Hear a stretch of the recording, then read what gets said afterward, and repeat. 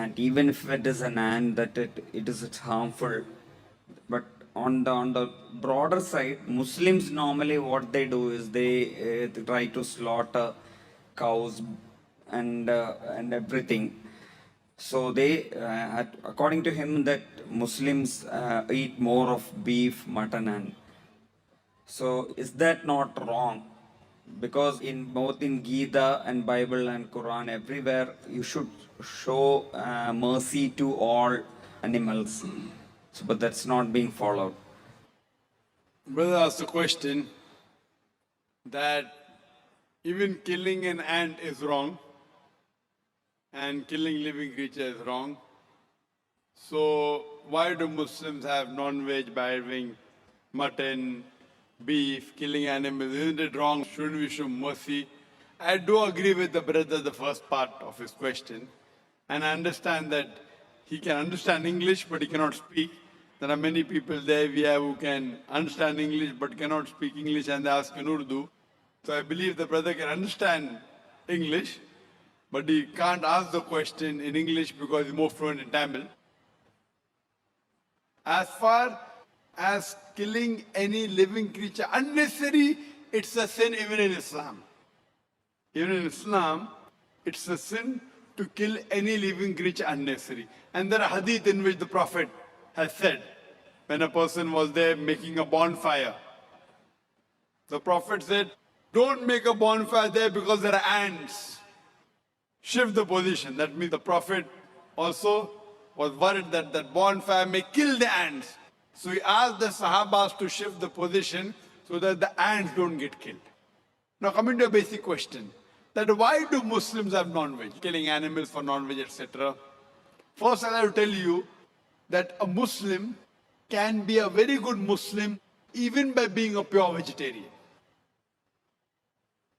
Eating non-veg is not compulsory in Islam, but because our Creator Allah subhanahu wa ta'ala has given permission to have non-veg, why should we not have it? If we analyze, it's mentioned in the Quran, in Surah Ma'idah chapter 5 verse number 1, that eat of the four-footed animals, eat of the four-footed animals which have been made lawful for you. Quran says in Surah Nahl chapter 16 verse number 5 that Almighty God has made for you to eat the meat of the cattle. And several places, Surah Mu'minun chapter 23 verse 21, many places. Now scientifically if we analyze that there is no vegetarian food which has all the requirements for a human being. The human beings require amino acids. They require 21 amino acids, out of which most of them are produced in the body, but 8 have to be supplemented from the diet. These are called as 8 essential amino acids. There is no vegetable which I know of which contains all the 8 amino acids. So there's no vegetable which is a complete food. So you have to take this which is present in the non-veg. Furthermore, if you analyze non-veg food, it's nutritious, rich in vitamin K. And furthermore, if you analyze, if you see the teeth of the herbivorous animals, the cow, the goat, the sheep, they have flat set of teeth. They only eat vegetables, they only touch grass. They don't eat flesh food. If you analyze the set of teeth of the carnivorous animals, tiger, lion, leopard, cheetah, they have a pointed set of teeth. They have a canine set of teeth. These animals are known as carnivorous animals. They only eat flesh. They don't eat vegetables. If you analyze the set of teeth of the human beings, if you go in the mirror and see, we human beings, we have got flat teeth as well as pointed teeth. If Almighty God wanted us to have only vegetables, why did he give us this pointed teeth, canine set of teeth? Why? Because Almighty God wanted us to have both vegetables as well as non-veg, flesh food. If he wanted us to have only vegetables, why did he give us the pointed teeth? Furthermore, if you analyze the digestive system of the human beings, it can digest both veg as well as non-veg. The digestive system of the herbivorous animals, the cow, the goat, the sheep, it can only digest vegetables, it cannot digest flesh food. The digestive system of the carnivorous animals, lion, tiger, leopard, it can only digest flesh food, it cannot digest vegetables. But the digestive system of the human beings has a small intestine and a large intestine. It can digest both veg as well as flesh food, as well as non-veg food. If Almighty God wanted us to be a pure vegetarian, why did he give us a digestive system? We can digest both, but natural to have it. So if you analyze, Almighty God made the human being in such a way so that they could eat vegetables as well as flesh food, veg as well as non-veg. And many people have a misconception that most of the religions, they prohibit the eating of non-veg food. And many of the Hindus, they have a misconception. And they think that Hinduism prohibits the eating of non-veg food. In fact, if you read the Hindu scriptures, if you read Manusmriti, chapter number 5, verse number 30, it says, Almighty God created some animals to eat and some to be eaten. So those who eat the animals created to be eaten, you're not doing a sin. It's mentioned Manusmriti chapter number 5, verse number 39. Almighty God created sacrificial animals. So if you eat the sacrificial animals, you're not doing a sin. Manusmriti chapter number 5, verse number 41 says that killing of the sacrificial animal is not a sin. There are many quotations in the Hindu scriptures which talk about eating of non-veg food. If you read Mahabharata, Anushasan Parv, chapter number 88, Yudhishthir was the eldest brother of the Pandavas. He asked Bhishma that what things should he give in yagna, in puja, so that our ancestors will be satisfied. So Bhishma replies that if in puja, if in yagna, if you give herbs and shrubs and vegetables, our ancestors will be satisfied for 1 month. If you give fish, satisfied for 2 months. If you give meat, for 3 months. If you give hair, for 4 months. If you give goat, for 5 months. If you give bacon, for 6 months.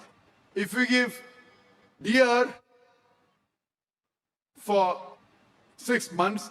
If you give birds, for 7 months. And the menu keeps on continuing. And it says that if you give buffalo in yagna, 11 months. If you slaughter a cow, our ancestors will be satisfied for 1 full year. And if you give a rhinoceros, then our ancestors are satisfied inexhaustibly. There's a full menu given in Mahabharata. So if you read the Vedas and the Hindu scriptures, the sages and sants, they had non-veg, they even had beef. But the reason you find many Hindus, they say that eating non-veg is prohibited because they are being influenced by the non-violence philosophy. You know, even the Jains. And what these people who believe in non-violence say, that killing of living thing is prohibited. Therefore, killing an animal is a sin. So I agree with them that if killing any living creature unnecessary is a sin. But if you say killing living creature is sin per se, then I tell them that even the plants you have, they have got life. Previously, we did not know that plants have got life. Therefore, they used to think that killing plant is fine. Today, we know that even plants have got life. So the logic exchange, yes, Zaki, we agree plants have got life, but plant can't feel pain. Therefore, killing a plant, having vegetable, is lesser sin as compared to having non-veg, that fresh food. Today, science and advance have come to know that even the plants can feel pain. But when the plants cry out, we human beings cannot hear the cry of the plant because we can hear only between 20 cycles per second to 20,000 cycles per second. Anything below and above this we can't hear. So even the plants cry, but we cannot hear the cry of the plant. The plants feel pain. Today science tells us, so the logic exchange, they say, yes, Brother Zakir, we understand that plants have got life, they can feel pain. But the plants have got 2 or 3 senses, the animal have got 5 senses. Therefore, killing animal is a greater sin. If I agree with them for sake of argument, that plants have got 2, 3 senses, animal has got 5 senses, and that's the reason killing animal is a greater sin. So I asked them a question. There was a person who had a brother who was born deaf and dumb. Could not hear, could not speak. And someone goes and kills him. Suppose you have a brother who was born deaf and dumb, cannot hear, cannot speak. And if someone kills him, will you go and tell the judge, me Lord, give the murderer less punishment because my brother had 2 senses less? He could not hear, he could not speak. Will you say that? Or you will tell me, Lord, give the murderer double punishment because my brother was masoom, he was innocent. He could not hear, he could not speak. So in Islam, it does not mean that you have 2 senses less, you have less punishment, or you have more senses, more punishment. Quran says, eat of the good things we have provided to you. As long as the thing is good and halal, it is permitted, you can have. So in Islam, we are allowed to slaughter animal only for eating. Unnecessary for hunting, for sports is prohibited. Like making a bonfire, ants are being killed, the Prophet said don't do it. So killing any living creature is prohibited unless if it is for eating, for survival, and it is amongst the permitted animals which God has given permission. As Manusmriti says, God has created some animal to eat and some to be eaten. If you kill the animal to be eaten, you're not doing a sin. Otherwise, generally, I per se, if you analyze, I've got no problem if the non-Muslims don't have non-veg. Because if every non-Muslim in India starts having non-veg, then the price of mutton and beef will go high.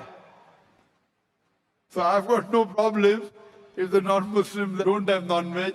But if anyone takes an objection that killing animal is a sin, that's the time I give this answer. Otherwise, in Islam, you can be a very good Muslim even by being a pure vegetarian. But since Allah has given permission, there is no harm if you have non-veg as long as it is among the permitted animals. Hope that answers the question.